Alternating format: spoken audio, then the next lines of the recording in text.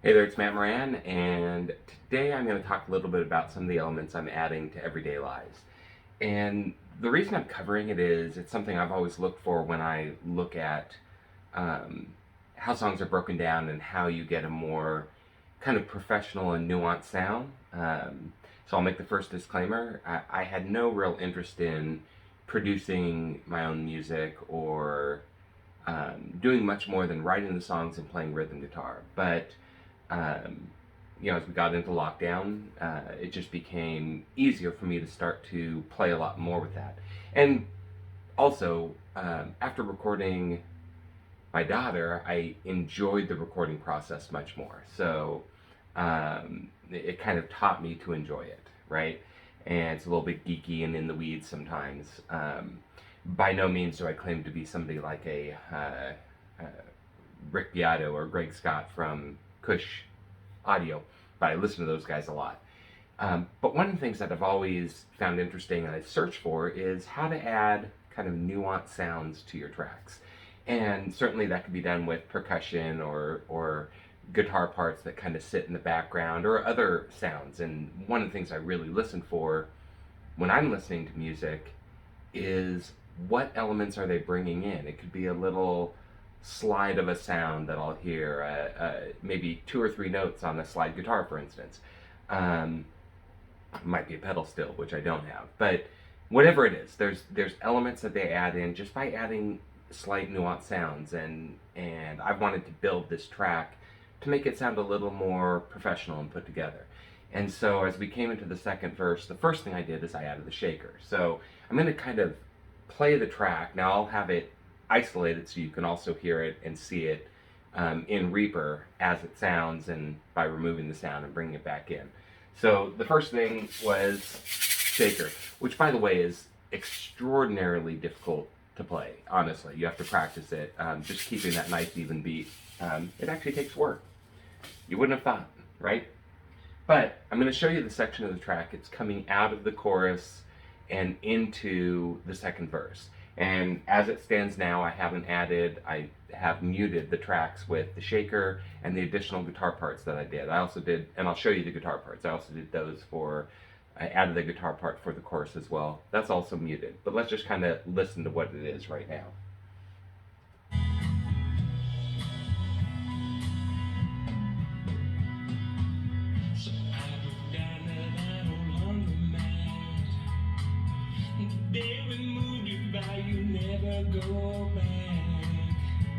All right.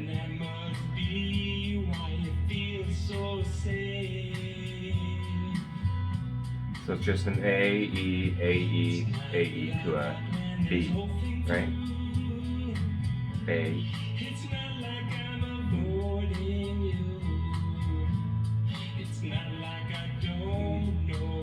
The B. Then the chorus is going to go to a C sharp minor, to an A, to a B.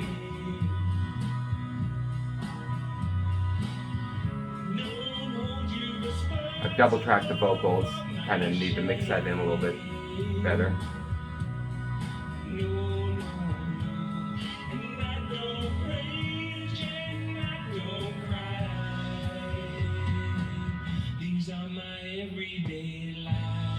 All right, so that's kind of the section I was working on. So I'll show you. The shaker is really simple. It's just going to be with the beat, not accenting anything really strong. So, and I'll show you what it sounds like when you add it in. So, but I'll show you kind of what I did.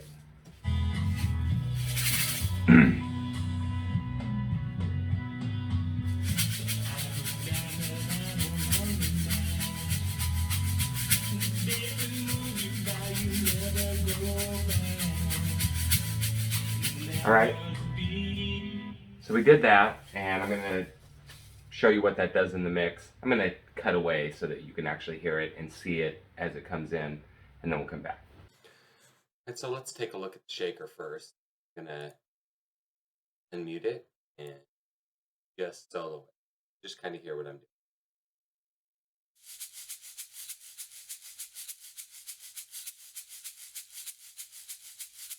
And nothing that complicated, right? Now let's turn on the sound and kind of listen to it and then remove it. Kind of hear what.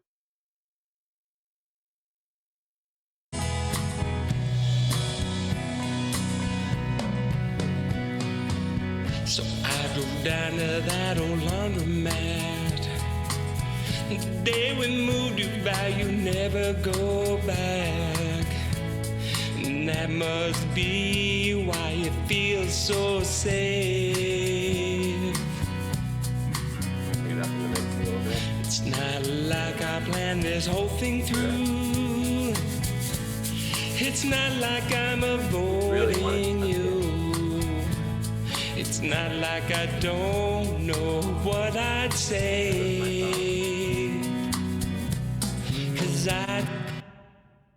All right, so that's the shaker. That's what we added in, and I kind of did that through the rest of the song. But there's a couple spots where I drop it out, particularly the bridge, and then I bring it back in. But it really kind of glues things together, and they talk about gluing your tracks together. That's one way to do it.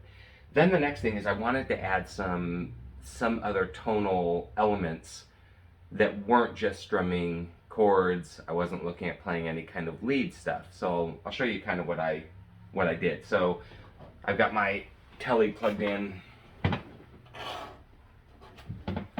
directly into my unit right now. So I actually recorded this part through my amp, but this is the easiest way for me to show this. Also, it's like 4:30 in the morning and my girlfriend's sleeping. So I want to make sure we're kind about that.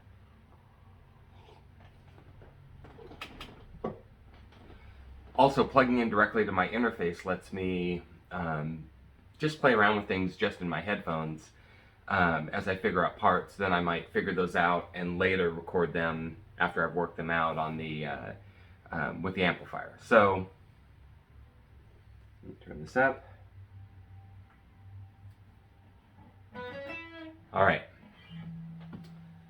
So what I started doing is I wanted kind of this muted background guitar sound.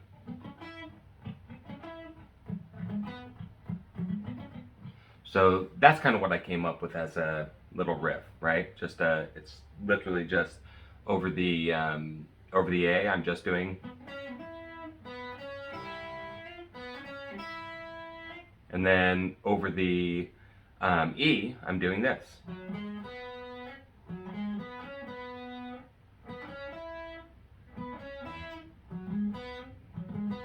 And when it goes to the B at the end of the verse, I go.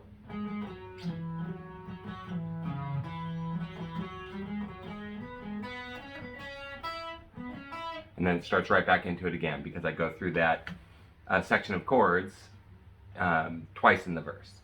So that's what I do. You can kind of, I'm going to play it. Hopefully I don't mess it up real bad. It's simple, but for whatever reason, you turn on a video camera and everything goes to hell.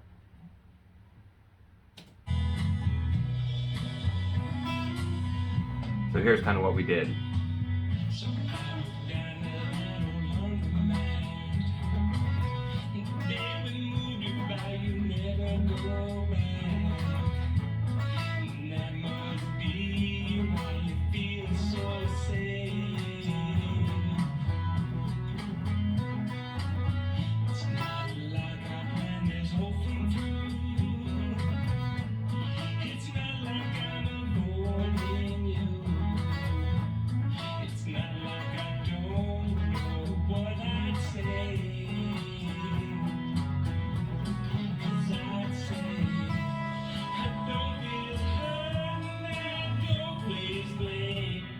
All right, so that's what I did for the verse in the second verse. Once again, we'll hear that in just a second.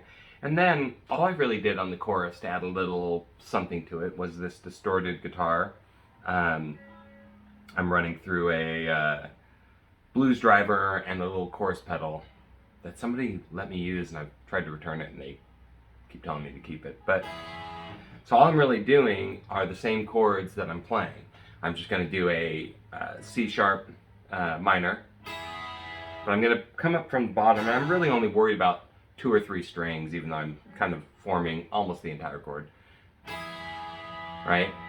So I want to do that D minor, just a hit, coming up from the bottom string, so it gives it that tonal quality, a little higher, you resonates more of those higher tones. And then an A, and then the B. And then I wanted to do just a little rundown, just a little.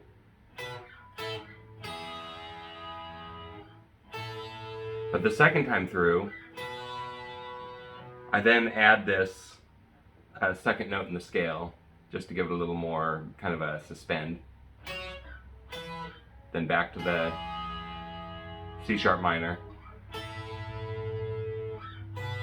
and end the chorus that way. So once again, I'll show it to you in the mix, but I'm going to play along with it just so we see. I'm going to move my cursor up to the chorus.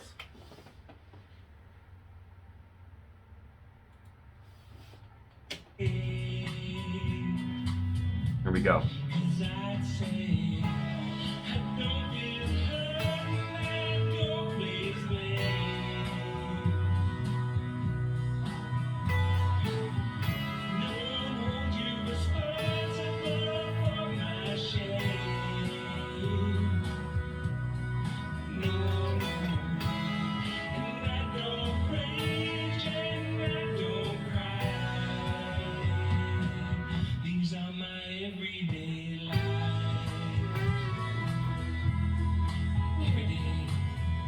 All right, that's what's going to happen after that. But so that's kind of what I added. We'll look at it in the mix, also including the shake. So I drove down to that old laundromat. The day we moved you by, you never go back. And that must be why you feel so safe. It's not like I planned this whole thing through. It's not like I'm avoiding you. It's not like I don't know what I'd say. 'Cause I'd say I don't feel hurt and I don't place blame.